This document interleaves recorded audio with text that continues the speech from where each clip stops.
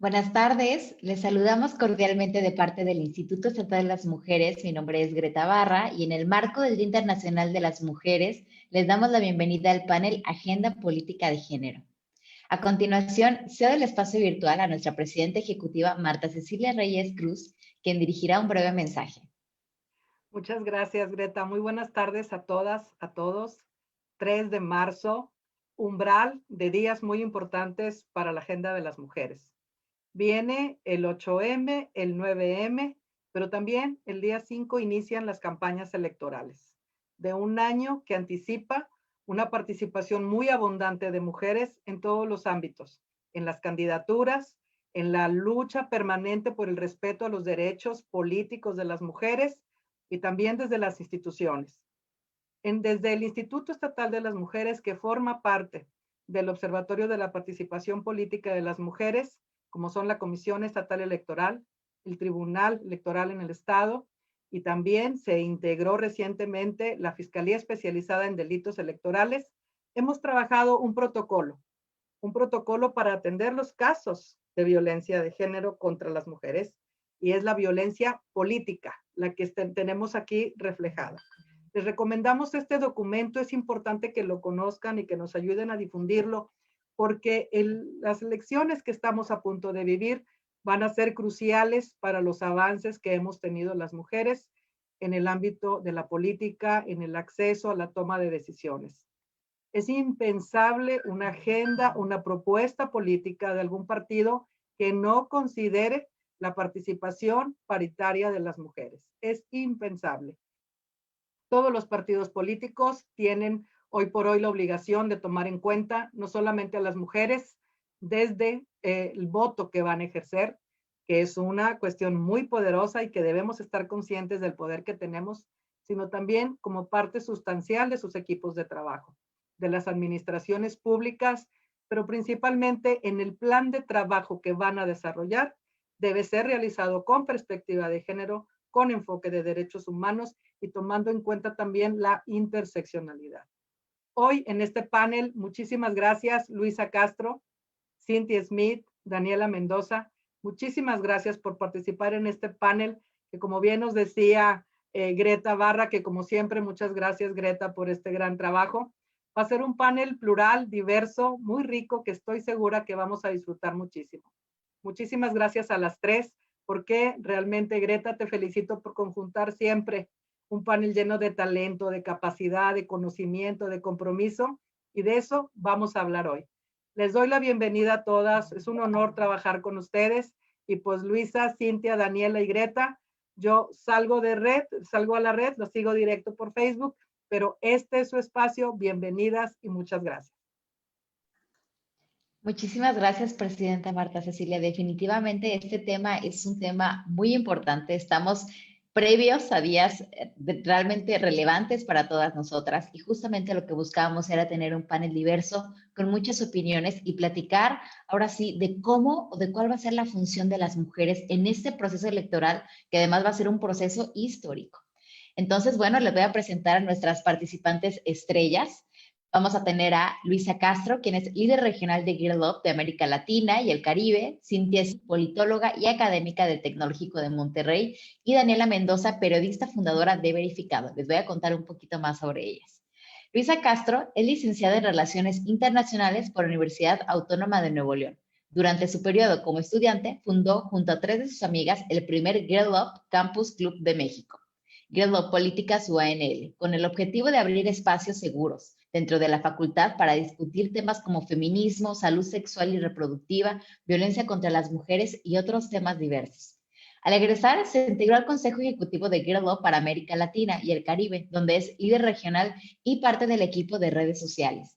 Además, forma parte de la campaña Tu Voz, Tu Voto, desarrollada en conjunto Girl Up con la Neta México, la cual busca definir las temáticas centrales de la generación Centennial para la agenda política de las próximas elecciones y visibilizar la violencia política en razón de género y aprender sobre la estructura del gobierno mexicano. También nos va a acompañar Cynthia Smith, quien es doctora en filosofía con acentuación en ciencia política por la Universidad Autónoma de Nuevo León. Actualmente es profesora de tiempo completo de la Escuela de Ciencias Sociales y Gobierno en el Departamento de Ciencia Política y Relaciones Internacionales en Campus Monterrey, impartiendo clases de fundamentos de ciencia política. Es autora y coautora de más de 10 publicaciones sobre la comunicación política, el papel político de la televisión, los medios de comunicación y los procesos electorales en revistas especializadas de México, España y Argentina. Galardonada con el Premio de Investigación UANL 2016, en noviembre de 2020 formó parte del Comité de Selección del Sistema Estatal Anticorrupción de Nuevo León, becaria de la Fundación Konrad Adenauer por el Programa de Medios de Comunicación y Democracia para América Latina entre el 2000 y 2001. Y finalmente tendremos a Daniela Mendoza, quien es licenciada en Letras Españolas por la Facultad de Filosofía y Letras y maestra en Ciencias de la Comunicación de la Universidad Autónoma de Nuevo León. Periodista con 19 años de trayectoria, ha colaborado como reportera para el periódico El Porvenir, el semanario Hora Cero, reportera, editora y jefa de información en Milenio Monterrey, directora general y fundadora del proyecto de fact-checking verificado, profesora investigadora de la Facultad de Ciencias de la Comunicación y editorialista de Milenio Monterrey. Es además integrante de la Red Nacional de Mujeres Periodistas y parte de la coordinación de la Red de Periodistas del Noreste de México. Consultora en comunicación, diseño instruccional y perspectiva de género. Ha sido distinguida con numerosos premios y es autora de El que no brinques buga, Crónicas de las marchas del orgullo gay a la diversidad sexual y diversos artículos de divulgación científica. Muchísimas gracias a las tres por acompañarnos aquí el día de hoy y vamos a empezar de lleno con todo con el tema. Cuando hablábamos de agenda política decimos, bueno, ¿qué es la agenda política, no? Entonces, empecemos por ahí, Cintia. Cuéntanos un poquito a qué nos referimos cuando hablamos del concepto de agenda política y cómo esta puede tener una perspectiva de género. Perfecto. Muchísimas gracias, Greta, por la invitación del Instituto Estatal de las Mujeres. Agradezco esta primera oportunidad para participar con ustedes y espero que no sea la última. Me encanta que me hayan invitado. Cuando hablamos de agenda en política, en ciencia política, generalmente lo que nos estamos refiriendo es a la construcción de una serie de alternativas que devienen de identificar problemas públicos. ¿Sí? Es como un embudo, funciona como un embudo, donde digamos tenemos problemáticas sociales, pero para que se trasladen esas problemáticas sociales, digamos diversas, que están ahí en el espacio público, a que sean objeto de una toma de decisión, necesitamos construir una agenda.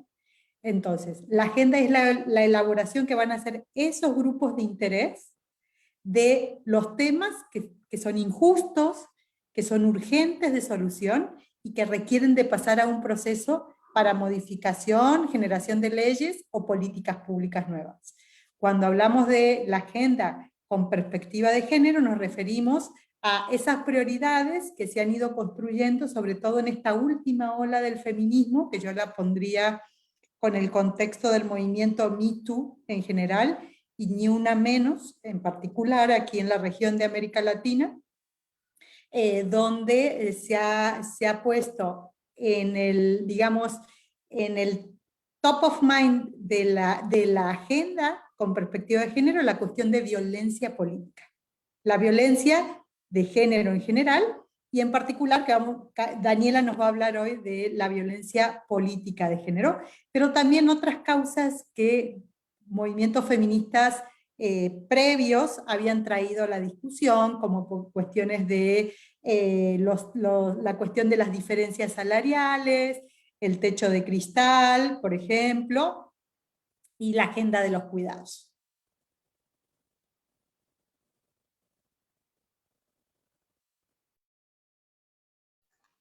Muchísimas gracias, Cintia. Creo que es súper relevante esto que nos comentas, porque justamente pues nos das un recorrido de los temas, ¿no? Y ya nos vas mencionando, o sea, por ejemplo, el tema de la agenda de cuidados, ¿no? Que es algo, o sea, que me parece además que se visibilizó mucho con la pandemia, con el 2020, que en este 2021 yo creo que nada más está cobrando mucha más fuerza. Es un tema muy, pero muy relevante. Entonces, ahora para pasar un poco más hacia lo particular, Luise, me gustaría que nos contaras un poquito. ¿Cómo podemos ver esta agenda de género? Porque de repente me parece que la pensamos mucho para las mujeres, pero olvidamos pues las infancias y las adolescencias, ¿no? Que tienen un papel pues vital y muy importante en estos temas. Entonces, ¿cómo podríamos considerarlas a ellas también? Hola Greta, muchas gracias también por la invitación y por el espacio. Pues creo que en este sentido es súper vital que hablemos del adultocentrismo, ¿no? Porque si bien al participar en la política podemos sufrir, bueno, no podemos, más bien nos enfrentamos a la violencia de género por el simple hecho de ser mujeres. Las mujeres jóvenes en política también nos enfrentamos a violencia por el hecho de ser jóvenes, tal cual.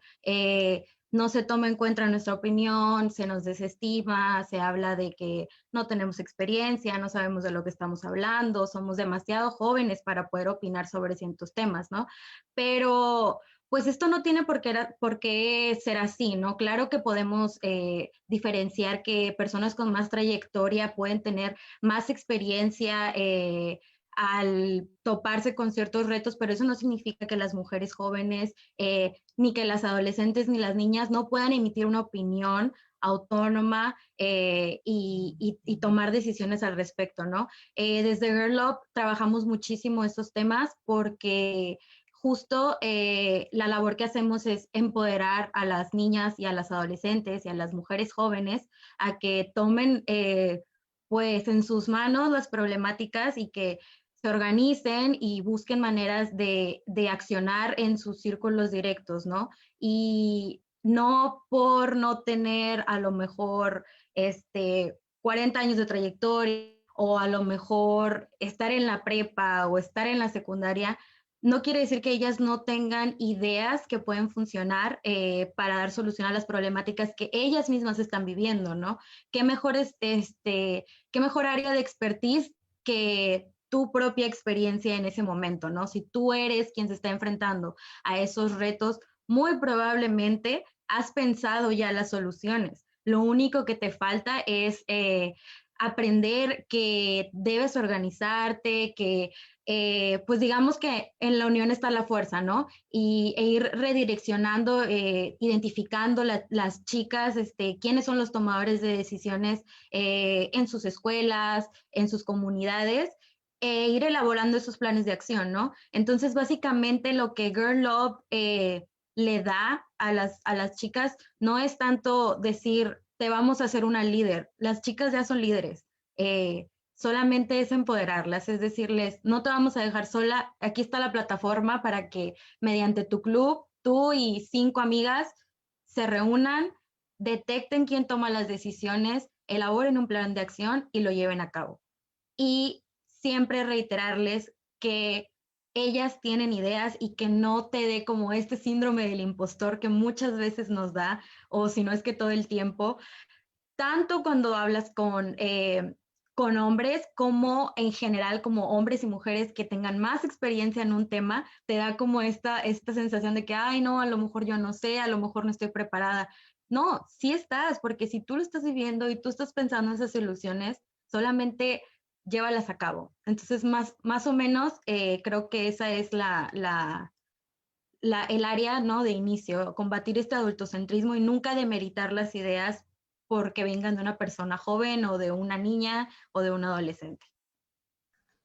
Muchísimas gracias, Luisa. Me gusta mucho porque además creo que hablamos, de repente cuando hablamos de representar, me parece que olvidamos que a veces una parte importante de representar, pues es primero escuchar, ¿no? Y muchas veces cuando tenemos la posibilidad de que una de esas niñas, una de esas adolescentes o jóvenes estén ahí, pues también hay que brindársela. O sea, también hay que brindar esos espacios para que ellas hablen por sí solas, no siempre tenemos que ser la voz de ellas. Y también creo que cuando hablas de la cuestión del adultocentrismo, pues sí es vital. O sea, primero para escuchar tenemos que pensar y que llegar a la conclusión que ellas tienen cosas e ideas importantes que aportar, ¿no? Y que también además viven realidades muy diferentes. Me parece que de repente como son etapas por las que ya pasamos, creemos o sentimos que ya lo sabemos, que ya sabemos cómo se sienten, cómo lo viven, pero cada generación es tan diferente que es algo que me parece que cada vez lo vemos más, ¿no? Incluso podemos pensar, pues, ¿a cuántas de nosotras nos tocó una niñez en pandemia? A mí definitivamente no.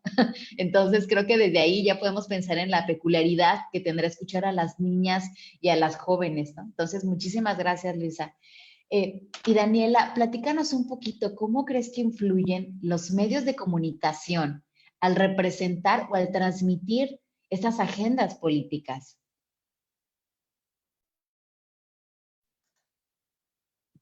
Perdón.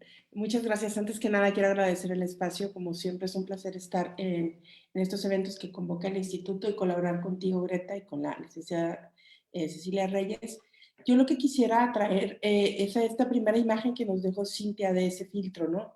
Esa especie de embudo de lo que se puede hacer y lo que no se puede hacer. En eso se enmarca la agenda. Y todos los factores que contribuyen para que una agenda se construya. Y en esos factores no podemos dejar fuera los medios de comunicación. Al final del día, los temas que se tratan con base en lo que se considera importante. Y hoy por hoy, gran parte de nuestro conocimiento social está basado en lo que vemos, escuchamos y leemos en medios de comunicación. Hablo para la gran base de la sociedad.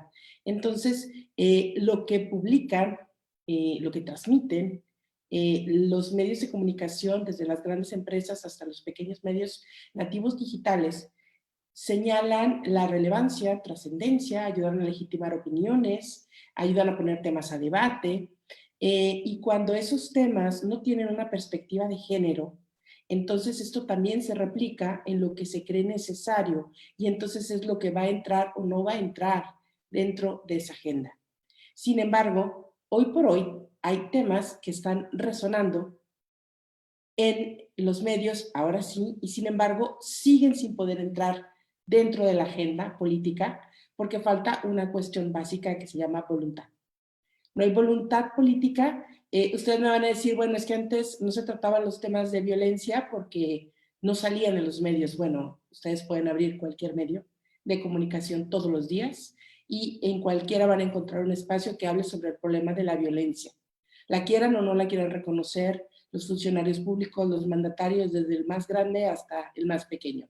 Pero todos los días está ahí y las cifras no mienten y todos estamos hablando del tema. Sin embargo, el tema sigue siendo relegado cuando se trata de la toma de decisiones en cuanto a las políticas públicas y en cuanto al tema de la legislación. Por ejemplo, durante mucho tiempo se pensó cuando se empezaron a organizar las primeras conferencias mundiales de la mujer, la primera en México, la segunda en Copenhague, luego Nairobi, luego Beijing, que cambiando las leyes íbamos a cambiar el mundo, ¿no? Eso era lo primero. Primero era querer el voto para cambiar las leyes, porque cambiando las leyes sí iba a cambiar el mundo, y sin embargo esto no fue así. No fue así porque seguía faltando voluntad política, y hoy por hoy podemos encontrar exactamente el escenario igual, ¿cuántos años después de México 1975? Incluso con la paridad, y esto lo tengo que señalar, porque incluso, por ejemplo, tenemos una gran cantidad de normativas dentro de nuestros códigos que son dispares, que promueven la desigualdad, y tuvimos el primer Congreso paritario y no se movió absolutamente nada en ese sentido. De hecho, que esas mujeres, la mayor parte de esas mujeres estuvieron ahí fue por una lucha que no promovieron sus partidos políticos, sino que promovieron personas desde afuera. Y una vez estando ahí al momento de legislar, sigue siendo lo mismo. Esto no es tan importante. Esto se sigue sacando de la agenda y esto se sigue relegando de la agenda. Y muchas de estas mujeres, cuando levantan la voz, cuando no están subordinadas a un partido político grande y hegemónico, son atacadas, ¿no? Todas las mujeres disidentes son atacadas. Y aquí quiero hablar justamente del tema de violencia política, solo para ponerlo en la mesa. En el momento en que una mujer decide disentir, salirse de la agenda y decir el tema sí es importante, en ese momento empieza a ser atacada en todos los medios, y en estos momentos en especial en los medios electrónicos, porque es el único modo de interacción seguro que tenemos a través del cual podemos seguir entablando relaciones sin contagiarnos y sin poner nuestra salud en riesgo. Y las mujeres siguen estando en la palestra en redes sociales, sobre todo aquellas que eligen disentir. Y se les ataca justamente por la única cosa que creen la mayor parte de la gente que se les puede atacar, por su vida privada y por su físico y por cómo se ven. Porque ni siquiera debaten sus ideas, sino debaten cómo se ve, cómo se siente, de quién es hija, quién fue su papá, en qué puesto estuvo antes. Y desgraciadamente, otra vez se patea el bote de la agenda y de los temas que se tienen que tratar. Entonces creo que la agenda puede pasar el filtro, pero falta esta pequeña parte en la que las mujeres que están dentro decidan levantar la voz y decir, estoy siendo víctima de violencia política por lo que pienso. Nuevo León tuvo 0 denuncias en el periodo pasado. Dudo que haya habido 0 casos, pero no existe esa política. Y yo creo que es algo que tenemos que alertar. Ya están ahí. El tema existe, el tema está en la agenda. Las mujeres que puedan empujarlo también ya están ahí. Sin embargo, creo que tenemos que llegar al punto en el que se les apoye a llegar desde afuera, ¿no? A que las cosas se concreten, a que podamos ser capaces de ver que padecen esto y cómo resolverlo. Gracias, Daniela. Creo que diste un punto muy importante que es el tema de la violencia política, ¿no? Y también me gusta mucho cuando nos explicas cómo el que no necesariamente un tema esté visibilizado significa que se va a tocar en la agenda política, ¿no? Y de repente como que sentimos que casi se cierran los ojos, o sea, voltean para otro lado, ¿no? Con tal de no ver como las problemáticas que parece que como población estamos denunciando, en específico en este caso las mujeres. Y en ese sentido también me gustaría preguntarte, ya nos explicaste un poquito, pero quizá ahondar un poco más, ¿de qué forma crees que la violencia política puede ser un obstáculo para crear agendas que tengan perspectiva de género? Yo creo que es un obstáculo enorme. Lo que pasa es que, por ejemplo, imaginemos aquellas mujeres que dentro de los partidos políticos sí fueron postuladas, sí fueron electas y sí están participando en el Congreso o están participando en los ayuntamientos o están participando en la función pública, porque paridad en todo, ¿no? Y sin embargo, siguen de algún modo subordinadas a ese hombre de poder que les dio la oportunidad de ser candidatas o de ser funcionarias públicas. Esta cuestión de las lealtades que se maneja mucho dentro de los partidos políticos, que de lealtades de grupo. Sin embargo, creo que a veces no se dan cuenta que esos hombres no votaron por la paridad, se resistieron por la paridad, todo lo que pudieron, siguen peleando la paridad en tribunales, entonces realmente no tienen nada que agradecerles. En ese sentido, y creo que a las mujeres que en ocasiones tienen la oportunidad de llegar, en algunas, no en todas, existe cierto temor a decir, bueno, ahora me conduzco de tal manera, pero para la próxima, entonces ya voy a tener más libertad de acción y voy a poder hacer más cosas, pero a veces no hay una próxima. La verdad es que una vez que estando ahí, estás electa por decisión popular. Una vez que estás en el puesto, quizá lo puedas llegar a perder, pero mientras estés ahí puedes hacer grandes cambios. Y yo creo que no existe la visión de que son víctimas de violencia política. No están preparadas para identificarla, no están preparadas para denunciarla y no tienen el respaldo de las dirigencias para seguir un proceso. Entonces, es la misma revolvedora.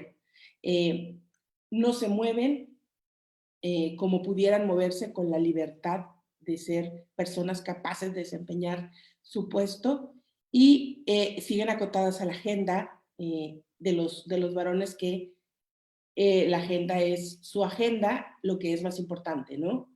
Durante muchos años como reportera cubrí el Congreso del Estado y siempre es que ese tema no es tan importante. es que hay prioridades y hay prioridades. El tema es que las prioridades siempre son las mismas. Por ejemplo, los congresos se llenan todos los años, trienio tras trienio, de la misma carga. El presupuesto, las cuentas públicas, son exactamente los mismos problemas cada 3 años y esos problemas siempre son prioridad. Pero la violencia es un problema transversal que nos atraviesa. Las violaciones a derechos humanos son un problema que nos atraviesa a todos y todas por igual, es permanente, no cambia y sin embargo nunca es prioridad. Lo cíclico sí es prioridad, pero lo permanente no es prioridad.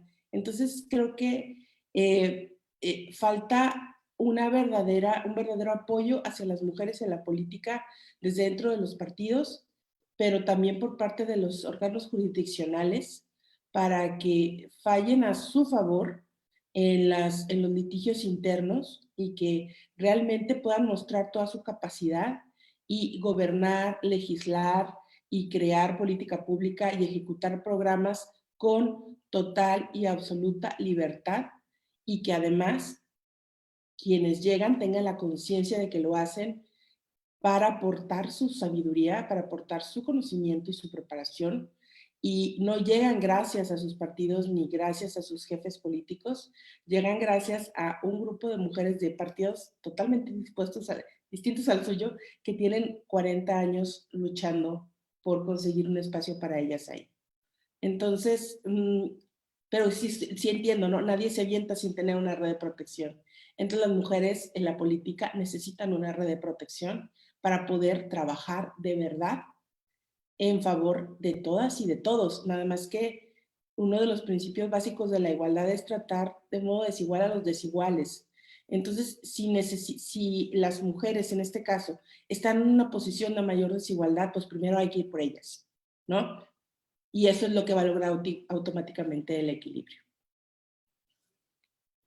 Muchísimas gracias, Daniela. De verdad creo que nos diste un panorama bien importante, o sea, porque justo de repente vemos esto que pensamos o sentimos que es una simulación, ¿no? O sea, que vemos más mujeres y decimos, bueno, ¿por qué si hay más mujeres no necesariamente vemos agendas diferentes?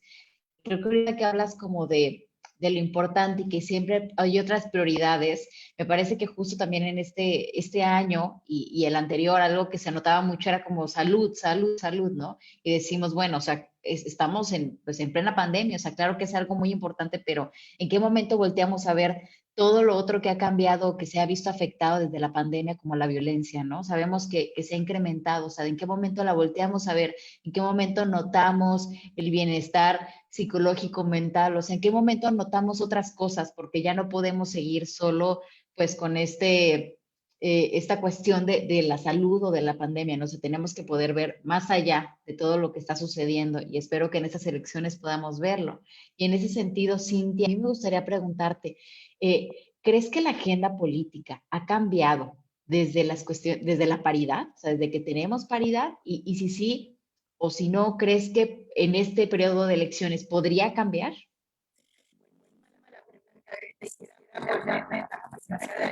Perdón, tu audio se escucha un poco extraño. A ver, ándale, sí, te esperamos a que te pongas audífonos. Mientras voy aquí leyendo sus comentarios y pues veo que muchas personas nos felicitan, les agradecemos muchísimo que nos estén aquí sintonizando. Pónganos en los comentarios, bueno, pónganos aquí todo lo que piensen, lo que se les ocurra, qué opinan, qué estamos platicando, cómo se sienten. Cintia, ¿ya estás lista? ¿Se escucha mejor? No, no, te escucho como, sí, como un poco robotizada. Voy a cerrar mi cámara. Perfectísimo, a ver. Creo que ahora se escucha mejor. No, mira, si quieres, salte de la... Sí, ándale, me parece perfecto. Pues mira, si quieres, Luisa, entonces continuamos contigo. Cuéntanos un poquito. ¿Cómo podemos hacer para que la juventud se interese? Porque, y te pregunto esto porque me parece que de repente es algo que escuchamos, ¿no? Como es que no votan, no se acercan, y además sabemos que este periodo, estas elecciones van a ser muy diferentes porque va a haber una gran población de personas jóvenes que van a votar por primera vez. Entonces, ¿cómo podemos hacer que la juventud se interese? Pero no solo se interese, sino que también participe en exigir estas agendas políticas que sí les representen. Pues mira, yo la verdad, a lo que he visto por el trabajo que hemos estado haciendo, la juventud está interesada, la juventud está al pendiente. No sé, yo no sé si tanto mi generación, o sea, los de mi edad, probablemente 23, 24, tienen un poco de aversión a la política, pero lo que yo veo en los adolescentes de entre 15 y 19 años están listos. Ellos quieren participar. Les preocupa sobre todo el tema ambiental. Ese es el centro de la agenda política de la generación centennial. El tema ambiental, el tema de violencia contra las mujeres, el tema de trabajo digno, el tema de los cuidados, es algo que tenemos pues casi que hacerlo porque nosotros no vamos a tener retiro, nosotros no tenemos condiciones laborales dignas, o sea, casi todos son puro outsourcing, no tenemos prestación, no tenemos nada. Entonces, no es tanto el que no te interese, más bien creo que lo que falta un poco más es acceso a la información y creo que lo que han estado haciendo, lo que yo he estado viendo y en lo que he estado trabajando también, es el informarnos para el voto responsable. Por ejemplo, con la campaña Tu Voz, Tu Voto, es eso, básicamente, ¿no? Que la juventud se sienta empoderada a votar de manera informada, de manera responsable, que conozcan cómo funciona el sistema político mexicano, cuáles son las facultades de los diputados, de los funcionarios públicos, que sepan desde cómo localizo a mi representante, cómo me comunico con mi representante, cómo puedo exigirle a mi representante que hable sobre los temas que nos importan a nosotras y a nosotros, ¿no? Entonces, eso es lo que se está haciendo, ¿no? Desde la juventud, organizarnos, dar talleres, leer, platicar, traer estos temas a la mesa con la familia, hablarlos y es eso, ¿no? No creo que sea tanto por el lado de atraerlos o animarles. Animados estamos porque es nuestro futuro y tenemos que velar por él o sea, tenemos que velar porque dejen de pasarse todas estas legislaciones que no toman en cuenta el ambiente como la que se acaba de aprobar, que se garanticen nuestros derechos laborales, que se garantice nuestro retiro. Creo que va por ahí, ¿no? Nada más es el que hemos estado creando estas redes para informarnos entre nosotros mismos y pasar esta información a más círculos. Y yo veo, por ejemplo, todas estas cuentas de Instagram, de Facebook, que son jóvenes organizados que nos están poniendo todos los días lo que está pasando en la política en palabras sencillas, en palabras que entendamos todas y todos. ¿Qué está pasando? Está pasando esto nos está haciendo, ¿cómo podemos organizarnos para tener este impacto? Eso es algo que ya está ocurriendo a diario, ¿no? Y por ejemplo, en los talleres que impartimos, tenemos muchísima asistencia de adolescentes de entre 14 y 18 años que me dicen, todavía no voy a votar yo, pero quiero saber qué está pasando. Quiero saber porque cuando yo vote, quiero saber por qué votaron mis diputados, si sí me estaban representando o no me estaban representando. Quienes van a votar por primera vez igual, entonces están haciendo cargo de decir, ok, parte de ejercer esta ciudadanía activa es yo tener bien identificado qué puedo hacer como ciudadana y como ciudadano, ¿no? Y toman estos talleres y comparten esta información y están en constante aprendizaje para decir, ok, el día que yo llegue a la urna a ejercer mi derecho al voto, sé que voy a estar votando por alguien que no está representando a su partido, que no está representando una ideología, sino que está poniendo al centro de su agenda los temas de los ciudadanos y las ciudadanas y sobre todo los temas de la juventud, ¿no? Porque también eso es lo que nos encontramos siempre con los candidatos y las candidatas, ¿no? Que no hay esta voluntad política, como nos decía Daniela, de tomar en cuenta en sus propuestas y en sus planes de acción las necesidades de las juventudes y de las infancias. Entonces, eso es lo que están presionando demasiado, ¿no? O sea, tómanos en cuenta qué vas a hacer para dejarnos un mejor país y un mejor futuro, y están accionando al respecto. Muchísimas gracias, Luis. Estoy totalmente de acuerdo contigo. Y aquí en los comentarios, de hecho, nos comentan, nos ponen lo mismo, ¿no? O sea, como muy cierto tu opinión. Y creo que sí, es muy relevante hablar de las causas, ¿no? Y que las causas tendrían que ir al centro y enfrente y a los lados de todas las campañas. O sea, deberían ser las campañas, ¿no? Y también justo cómo poder incorporar estos nuevos temas que me parece que de repente se relegan, ¿no? Como bien eso que nos comentaba Daniela, o sea, de repente sentimos que los temas que nos interesan a muchas y a muchos no son relevantes, como por ejemplo el medio ambiente, ¿no? O sea, como que nos atoramos en esto de salud, pandemia, economía y otros temas, y olvidamos otros que pues tendríamos que estar trabajando ya, y que además a muchas jóvenes pues nos interesan además. Cintia, me da gusto que ya estés por aquí. A ver si te escuchamos bien ahora sí. Contigo nos quedamos viendo temas de paridad, que también es algo bien relevante. Entonces te escuchamos, Cintia. Sí, ¿ahora me escuchan bien? Te escuchamos Excelente, perfectísimo. perfecto. Lo bueno de ser profesor es que ya todo lo viví en el Zoom, entonces no me paniqueo y le busco la vuelta. Bueno, les decía que yo me quería apoyar en lo que había comentado Daniela. ¿Por qué si ya tuvimos un Congreso del Estado con paridad de género, no pasó nada con la agenda de género, ¿no? Volviendo al tema de la agenda. Y en gran medida tiene que ver con esto, que tener la misma cantidad de mujeres que de hombres en el Congreso no quiere decir para nada que realmente sea equitativo el poder. ¿Por qué? Porque el poder tiene una construcción masculina. ¿Y a qué me refiero con esto? Ninguna de las fracciones parlamentarias importantes del Congreso, me refiero a cantidad de diputados, ¿verdad? Está dirigida por una mujer. Ninguna de las comisiones importantes en el Congreso durante los años donde hay agenda, porque este año estamos en año electoral. Lo que sucede este año prácticamente ya están todos con un pie en otro lado, ¿no? Pero sobre los años importantes tampoco había mujeres a las que se les asignaran las carteras o las comisiones trascendentales, ¿no? Donde se discuten puntos constitucionales, por ejemplo, ¿no? Luego otro problema muy importante que tuvimos es que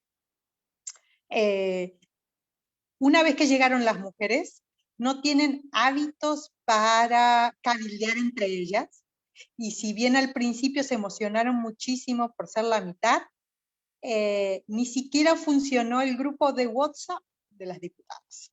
¿Sí? ¿A qué me refiero con esto? Que no hay hábitos de interacción, de negociación transversal entre los partidos políticos, que es donde se apuntalan esas agendas, y que cuando vinieron los temas que tenían que ver con cuestiones de valores, muy particularmente debates como el derecho a la vida, debates como la condición de conciencia de los médicos, o debates como el PIN parental, las diferencias que hay desde el punto de vista, yo no diría ideológicas, porque yo eso no lo veo ideológico, sino lo veo como cuestiones de principios fundamentales, ¿no? Es más allá que lo ideológico, las dividió. Entonces, también hay que reconocer que el margen o el grado de libertad, como dice Daniela, depende mucho de la estructura partidaria donde se está. Aquellas diputadas que entran por las estructuras de los partidos más grandes y establecidos tienen el margen de libertad de agenda casi reducido a cero. ¿Sí? Entonces, las que entran por los partidos chiquititos han podido tener, digamos, expresiones un poco más independientes, pero ya sabemos que por lo menos hasta este Congreso que tenemos ahora, tenemos un Congreso bipartidista con los dos grandes partidos de la historia de Nuevo León del último siglo, y ninguno de esos dos partidos políticos, no lo voy a mencionar porque no estoy aquí, estoy haciendo análisis, no estoy haciendo un punto de vista personal, sino de análisis, ninguno de esos dos partidos trae la agenda de perspectiva de género. Por lo tanto, es muy difícil que en esas estructuras puedan permear las posiciones de las mujeres. Entonces, tener paridad de género no quiere decir poder impulsar la agenda de perspectiva de género. Tenemos que seguir trabajando en esto, como nos dice muy bien Daniela, siempre coincidimos con Dani, tenemos que seguir trabajando en esto, porque tenemos que exhibir todas esas falencias que estuvimos aquí marcando, y decir, bueno, ¿cuándo vamos a ver a las mujeres sentadas cuando se componga el próximo congreso? ¿Y qué acuerdos van a hacer donde todas puedan tener consensos a pesar de sus diferencias? ¿Y cómo van a empujar esos proyectos? ¿No? Ahí sí apenas veremos si hay margen para la agenda de perspectiva de género. Por ahora, la paridad formal no nos ha dado mucho. Prácticamente no nos ha dado nada. Muchísimas gracias, Cintia. Sí, estoy también, o sea, muy de acuerdo con esto que mencionas, y creo que es importante como platicar de este análisis que haces, porque va mucho con lo que nos decía Daniela, ¿no? O sea, pensábamos que al votar ya las leyes iban a ser diferentes, y que al tener ya las leyes luego dijimos, bueno, entonces ya la vida va a ser diferente, y notábamos que no, y nada más pues nos encontrábamos con cada vez más obstáculos y dificultades. Pero también algo que me gustaría rescatar de todo esto que han dicho las tres es la importancia de las redes, ¿no? O sea, algo que noto mucho que se hablan es como, bueno, ¿y cómo lo logramos? O sea, no sale mucho el concepto de redes, y creo que sí, que tiene todo que ver. O sea, que las redes justamente, tanto de mujeres que son de diferentes partidos, que opinan diferentes, que son jóvenes, o sea, que tienen diferentes edades, pues es lo que va a ayudar a que la agenda realmente siga, ¿no? Que sea una agenda que sobrepase a los partidos, que sobrepase a las personas, y que sea pues por el bien de toda la ciudadanía.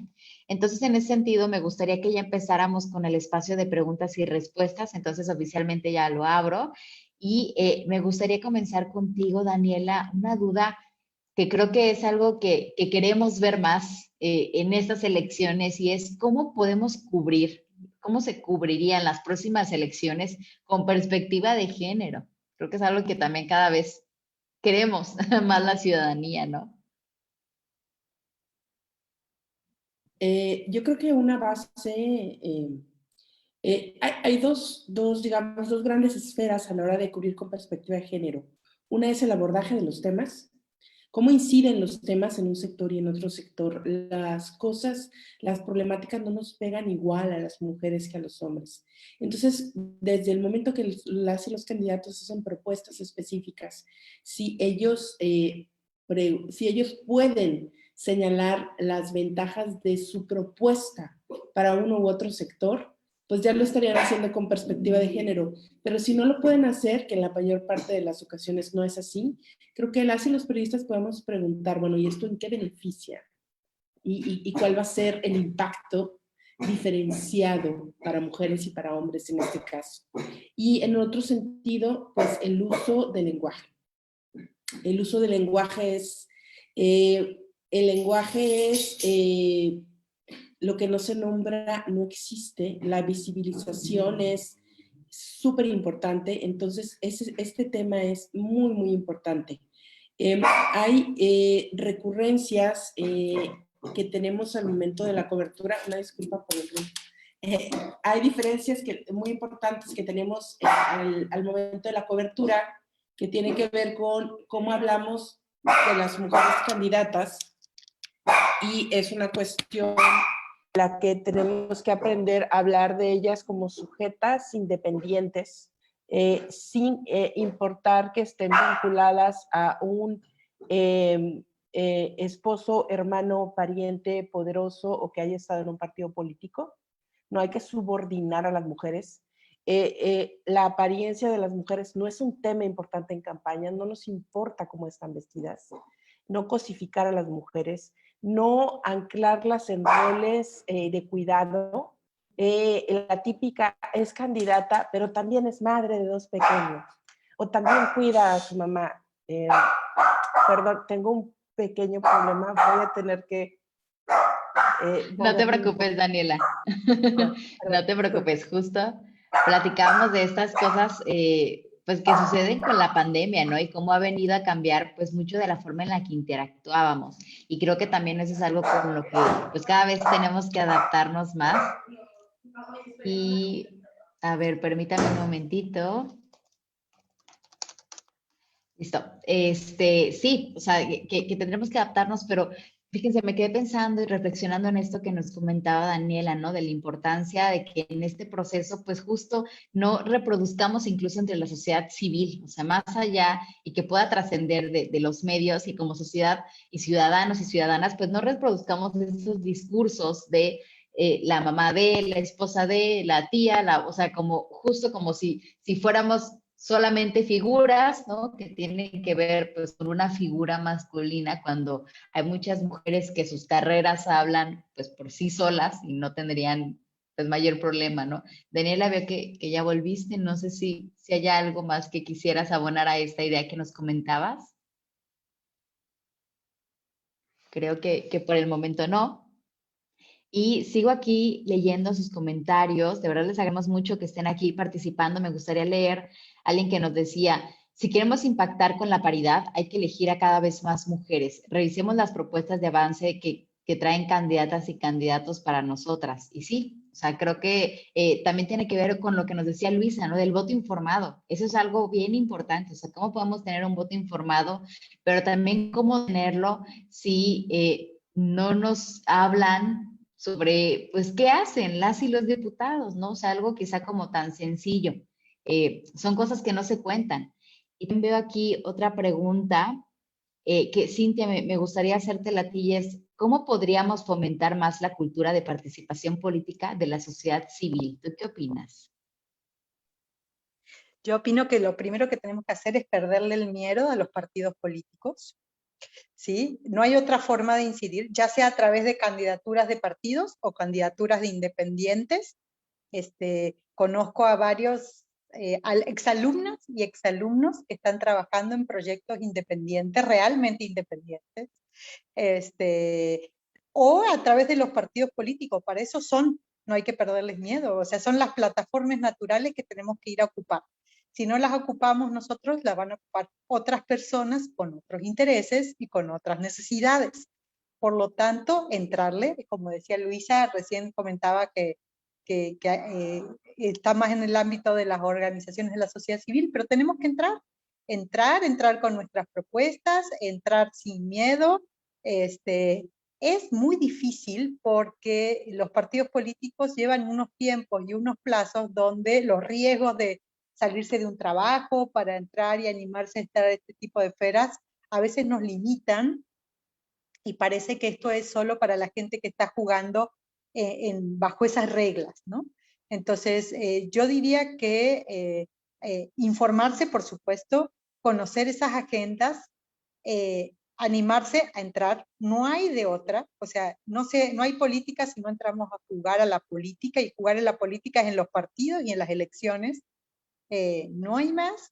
Y para las personas que deciden no entrar abiertamente, sí estar muy metidas en la agenda pública. Cuando se están discutiendo este tema en el Congreso, no solo se trata de candidaturas políticas, vamos, hay muchísimos puestos que tienen que ver con visoría pública, con transparencia, con control ciudadano, que también tenemos que entrar. Y que inclusive tienen que ser al mismo tiempo de nuestros propios trabajos dobleteando, ¿no? Entonces, para resumirlo, entrar a los partidos, entrar con candidaturas ciudadanas, buscar llegar al poder, no es nada más denunciar, porque no nos tenemos que quedar en la denuncia, sino llegan otros a hacer esas políticas públicas. Nosotros tenemos que buscar llegar, no es nomás que sea testimonial, o sea, llegar, que no sea testimonial, y estar las personas que deciden no entrarle, porque cada quien toma decisiones personales, la visoría ciudadana, constantemente, la cuenta pública, la agenda pública, la transparencia, también ahí necesitamos ese tipo de apoyos. Muchas gracias, Cintia. Creo que sí, cuando nos hablas del concepto de transparencia, pues es un concepto vital, ¿no? Que también me da gusto, cada vez veo a más personas, bueno, ciudadanas y ciudadanos, ¿no? Que no pertenecían a partidos políticos entrar, y creo que eso es algo bastante interesante, y que finalmente entre más diverso sea el proceso, pues más opciones tenemos todas y todos, ¿no? Que también es lo que buscamos, pero que sean opciones reales, hablando un poco de la paridad, que sean opciones también adecuadas, ¿no? O sea, que sean opciones que valgan la pena, que sean personas preparadas en el ámbito que sea, que corresponda. Y muchísimas gracias por esta respuesta. También me gustaría preguntarte, Luisa, ya nos planteabas un par, ¿no? Me quedo, por ejemplo, con el de la cuestión ambiental que mencionaste, pero si pudieses decirnos así 3 o 5, ¿cuáles crees que serían las acciones indispensables para jóvenes e infancias que debería incluir una agenda política con perspectiva de género? Sí, bueno, primero quería nada más añadir un poco algo de lo que nos comentaba Cintia. Eh, en ese tema me parece súper vital lo que hablaba sobre la visoría, la observancia del poder. O sea, siento que también mucho de la situación en la que estamos hoy en día es porque como ciudadanas, ciudadanos y ciudadanas nunca hemos estado al pendiente, ¿no? De lo que está pasando, y en parte porque así nos han condicionado, ¿no? A tener esta versión, a que no entendemos lo que está pasando, no es nada placentero ver el canal del Congreso, los portales de transparencia o los medios en los que pudiéramos o no comunicarnos con nuestros representantes tampoco son amigables. Entonces, en parte sí está diseñado, pero es clave. O sea, yo, y es algo que siempre lo hablamos con mis amigos, con mis compañeros, de, es eso, ¿no? Estamos poniendo atención a qué están haciendo, y al no poner atención en lo que están haciendo, dejamos de entender lo que está pasando, dejamos de entender por qué se aprobaron cosas que no tienen sentido. O sea, no estuviste en el proceso, no entendiste nada. Y como nunca estuviste observando, nunca te enteraste de cómo podías incidir, en qué momento podías ejercer esa presión y decir, oye, no, lo que tú estás haciendo no representa a los ciudadanos. O sea, esto nos va a frenar en temas ambientales, nos va a frenar en temas de derechos humanos. ¿Qué está pasando? Y creo que en ese sentido es más que nada eso. Por ejemplo, lo tenemos súper claro con los movimientos feministas y lo que pasó ahorita en Quintana Roo. Las feministas están organizadas y están observando de qué se está hablando en materia de derechos humanos y en materia, pues, principalmente del aborto, y estuvieron ahí bien ejerciendo presión por 90 y tantos días, para que los diputados hablaran el tema y tomaran ese tema del aborto que estuvo relegado en la agenda por mucho tiempo, presionándolos hasta que lo pasaron. Digo, desgraciadamente votaron en contra de los derechos humanos y se rechazó la ley, pero creo que es un precedente importantísimo de que estuvieron atentas a decir, oye, este tema lo tuviste relegado toda la legislatura, necesitas hablarlo porque es un tema que nos repercute a todas y a todos. Háblalo, 90 días como cuchillito de palo, y se habló y se llevó. Y creo que eso es lo que hay que quedarnos, ¿no? De no llevarnos este sentimiento de decir, no, es que no podemos hacer nada, siempre ha sido igual. Pues es que no hemos ejercido la presión realmente desde todos lados, ¿no? O sea, que sepan que todos les estamos observando constantemente, y ya no nos pueden decir que, o sea, las mentiras de toda la vida, ¿no? Y bueno, ahora sí, para puntualizar, pues creo que observar el poder, informarte, eh, replicar. A mí se me hace muy importante que repliques y compartas tus conocimientos con otras y otros todo el tiempo. Por ejemplo, si yo leo algo, probablemente yo tenga más tiempo para leer 1 hora de la mañana un boletín de un periódico de política, y puedo ir con mi amiga que probablemente no tenía el mismo tiempo que yo y decirle, oye, ¿sabes qué? Esto y esto está pasando. Ah, no manches, ok, vamos a ver, o cómo podemos informarnos. Sigue las redes donde otras están elaborando este contenido súper digerible no necesitas leer el Reforma todos los días, pero si incluyes en tus redes sociales páginas que informen de manera verídica, creo que puedes estar súper al día con lo que está pasando de manera diaria. Y la organización, para mí es eso, el movimiento feminista creo que siempre se ha llevado desde lo colectivo y creo que por eso es tan fuerte, porque la colectividad pues da esa fuerza, da ese empuje y da esa red de apoyo de la que hablábamos antes, ¿no? Probablemente sí es muy difícil y genera mucho miedo en específico en un país como este, aventarte a hacer críticas políticas de manera individual, pero de manera colectiva es un tema distinto, te puedes sentir más segura, más cobijada, y creo que sería eso, observancia, informar, replicar y organizarte. La colectividad para mí es la respuesta. Muchísimas gracias, La. En ese sentido, fíjate, me gustaría preguntarle a Daniela una duda que nos hacían aquí, que se me hizo muy interesante, que es qué podrían comentar del 3 de 3 de violencia y qué piensan que el INE ahora va a monitorear el uso del lenguaje incluyente en las campañas. ¿Qué opinas sobre esto, Daniela? Que ya era hora. Afortunadamente, esta vigilancia que van a hacer del trato es que es llegar al entendimiento. Creo que es un ejemplo de llegar al entendimiento de cómo es que la reproducción de estereotipos o el modo en que se habla de las mujeres incide en la determinación de una colectividad para votar o no votar por ellas, para pedirles o no pedirles, para acercarse o no acercarse. Entonces, este monitoreo, esta evaluación es de suma importancia para entender también cómo se puede ejercer presión hacia los medios de comunicación para que aborden la información de un modo distinto. La verdad es que yo soy maestra de periodismo, entre otras cosas, y una de mis asignaturas de todos los semestres es periodismo con perspectiva de género, ¿no? Y siempre estamos analizando este tipo de casos y siempre estamos viendo este tipo de casos.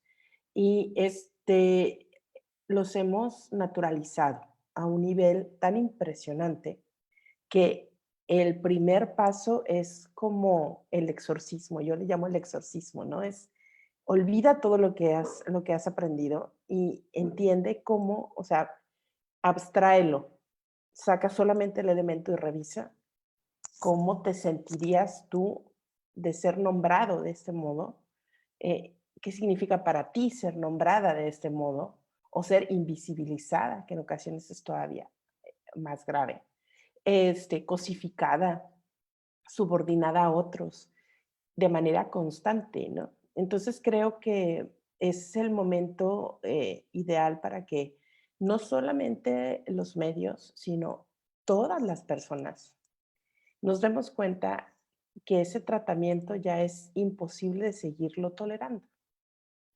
Las personas con el consumo que hacemos de los medios de comunicación, sí tenemos mucho poder de decisión. O sea, cuando nos trasladamos a las redes de comunicación, los medios de comunicación electrónicos empezaron a transmitir los videos que circulaban en las redes. Cuando trasladamos nuestros debates a Twitter, los medios de comunicación electrónicos comenzaron a llevar los debates de Twitter a la televisión. Entonces, sí tenemos el poder, pero la audiencia debe hacer dos cosas. La audiencia debe informarse críticamente, así como dice Luisa, me parece muy padre el concepto. Bueno, no tuve tiempo de leer, pero les voy a compartir a mis amigas las 3 cosas que leí hoy y que creo que son importantes para que ellas sepan, ¿no? Y a lo mejor mañana ellas lo hacen por mí. Y la otra es el consumo crítico de la información. No vas a leer solo un medio, ni te vas a informar solamente por lo que dice un tuitero o una tuitera o un influencer o un youtuber. No puedes hacer eso porque es su visión de la realidad, es una sola visión de la realidad. Entonces, también necesitamos un consumo crítico, o sea, la exigencia ciudadana hacia el medio, hacia la política, requiere de participación ciudadana. La exigencia ciudadana hacia los medios de comunicación requiere de una lectura crítica de los medios. Entonces creo que podemos hacer mucho, que estar vigilando a los medios es muy bueno y estarles diciendo lo que te parece mal de sus coberturas, porque van a reaccionar a ello. Definitivamente van a reaccionar a ello. Y entonces que el INE ahora lo haga como autoridad, me parece muy benéfico y me parece que va a tener implicaciones importantes para cómo se va a cubrir. Yo veo que va a haber un componente de violencia política de género en las redes muy grande, porque la resistencia a la paridad en todo fue muy, muy grande. Entonces va a haber mucho, y así como va a haber mucha desinformación, entonces reaccionemos mucho a eso, o sea, rechacemos mucho eso, cuestionemos mucho eso, y probablemente se den cuenta que por ahí no va, ¿no? Muchísimas gracias, Daniela, porque además creo que nos recuerdas pues el poder que tenemos como ciudadanas y ciudadanos que a veces parece que se nos olvida, ¿no? O que de repente sentimos que no lo tenemos y creo que pues justo es lo contrario. O sea, lo tenemos y además tenemos que tomarlo, que ejercerlo y también que desde esa postura poder exigir. Y en ese sentido, Cintia, me gustaría hacerte una pregunta y es sobre desde la academia, ¿cómo podemos hacer que que las agendas políticas nos representen? Y creo que es una excelente pregunta porque de repente no nos acercamos o no volteamos a ver demasiado la importancia que tiene la academia en la política. Es como un arma de doble filo. Cuando uno se dedica a la ciencia política, lo ven todos los países, ¿qué es uno? O sea, uno es un purista que se dedica a la teoría y está ahí en los salones y analizando. Se vale poner un pie y que haya análisis valorativos y tratar de incidir en la agenda pública. Es un juego bivalente bastante complicado. A lo mejor otras, digamos, disciplinas no tienen ese doble juego que tiene la política, ¿no? La ciencia política en particular. Lo que sí yo te diría es que si hay un lugar donde la agenda feminista está efervesciendo, es en las universidades, definitivamente. En las universidades, en las preparatorias inclusive, también. Entonces, son los lugares naturales para que se formen estos nuevos liderazgos, que no tienen que ser exclusivamente académicas, también son las alumnas. Más bien, yo puedo afirmar con toda contundencia, y sé que hay aquí exalumnas que están conectadas a Facebook y nos están viendo, que fue un proceso a cambio. ¿A qué me refiero con esto? Que yo les di otras cosas y ellas me enseñaron. Y hoy estoy aquí sentada hablando de paridad gracias a muchas colegas y exalumnas y alumnas que me fueron educando y deconstruyendo en el camino. Lo digo con completa humildad y reconocimiento. Entonces, es en las universidades, en los espacios de educación, donde la agenda está, que no decae, que es sostenida, que sigue siendo tremendamente crítica, y yo espero que muchas de esas mujeres que están sosteniendo la agenda en las universidades se animen abiertamente a entrar a la política y ir por esos espacios legislativos y ejecutivos, porque ahí es donde se va a transformar las demandas en políticas públicas.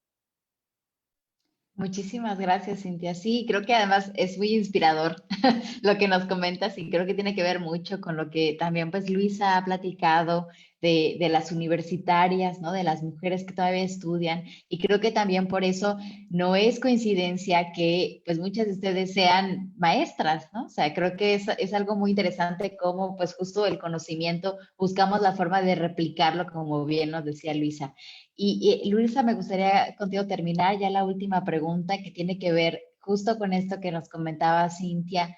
¿Cómo crees que podemos incidir, bueno, que pueden incidir las mujeres universitarias en la política ahora que muchas van a votar por primera vez?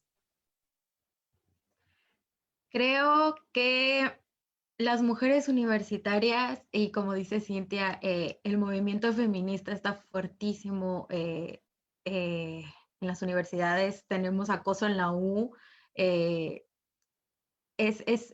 ¿Por qué? Porque desgraciadamente los ámbitos educativos y los espacios educativos deberían ser seguros y debería garantizarse que tú vas a ir a la escuela y tu profesor no te va a acosar, pero no pasa. no son espacios seguros para las mujeres. Entonces, está súper fuerte el movimiento ahí. Creo que hay dos maneras bien claras y puntuales. La primera es que van a ser las que van a votar de manera más informada y de manera más responsable y con base en la causa, en que las propuestas vayan dirigidas a que se les va a asegurar que van a poder ir a la escuela y que van a poder llegar a la escuela, primero llegar a la escuela, ¿no? Porque desgraciadamente en este país donde hay 11 feminicidios diarios, nunca sabes si vas a llegar a la escuela o de la escuela a tu casa. Y que en el trayecto no te acosen. Y que al llegar tu profesor no te acose o tus compañeros no te acosen. Y creo que no van a votar por nada que no se acerque ni un poquito a tocar esos temas. Y número dos, que creo que esto es, o sea, es un comentario y una invitación a asesoren. Creo que cuando eres universitaria puedes asesorar campañas. O sea, acércate o si se acercan a ti, candidatas y candidatos, puedes asesorar y puedes decir, ¿sabes qué? Yo y mis otras compañeras universitarias te vamos a asesorar en tus temas para asegurarnos de que tú también estás tocando en tu agenda cosas que van a repercutir de manera directa en mejorar nuestros espacios de vida y educativos. Entonces, creo que esa es una oportunidad que no se debe de perder. Si no lo están haciendo, por favor, háganlo, acérquense a asesorar y si no es asesorar, entonces a observar que y señalar quién no lo está haciendo, ¿no? Ok, si tú no lo estás haciendo, ¿por qué no lo estás haciendo? ¿Necesitas que te asesoren? Yo te asesoro. Pero si no lo estás haciendo porque no quieres, entonces adiós, no vas a tener mi voto ni el de nadie de mi círculo cercano porque yo voy a replicar la observación en análisis y la crítica que te estoy haciendo en este momento y que tú no tienes la voluntad política de cambiar y lo voy a replicar en mis círculos y mis círculos lo van a replicar en otros círculos. Entonces, creo que son esas muy puntuales las que yo diría de la incidencia política que tendrán las universitarias en estas elecciones. Muchísimas gracias, Luisa. De verdad les agradezco mucho a las tres por estar aquí, por sus intervenciones. También a todo el público que nos estuvo viendo, que nos estuvo mandando muchos mensajes de cariño para ustedes. Como bien decían, hay muchas aquí de sus alumnas, alumnos viéndolas y me da muchísimo gusto. Nuevamente, muchas gracias de verdad por estar aquí. Y me gustaría finalizar con que la participación en la política no solo depende de las y los representantes de un partido, como ya hemos estado viendo, sino es un proceso, y este va a ser un proceso que tiene que ser de la sociedad civil, de las y los ciudadanos. Asimismo, formamos parte de la política de nuestro entorno. Por lo tanto, es nuestra responsabilidad informarnos, organizarnos, tomar decisiones y elegir a candidatas y candidatos que realmente nos representen. La política la hacemos todas y todos. Y me gustaría terminar con un comentario que me gustó muchísimo que dice, las nuevas generaciones de niñas, adolescentes y mujeres jóvenes universitarias darán gratas sorpresas. Muchas gracias, Brenda, que así sea. Les agradezco a todas y a todos por haberse conectado con nosotras. Les invitamos a que sigan con atención los proyectos de CEDOFEM. Lo que buscamos es generar la conversación y visibilizar estos temas que nos benefician a todas y a todos. Repliquen la información, como bien lo hemos visto, es una de las armas más importantes que tenemos. Les recordamos también que tenemos nuestra línea de atención, el 070, el 111, 5 números disponibles por WhatsApp y todas nuestras redes sociales. Gracias nuevamente y que tengan muy bonita tarde.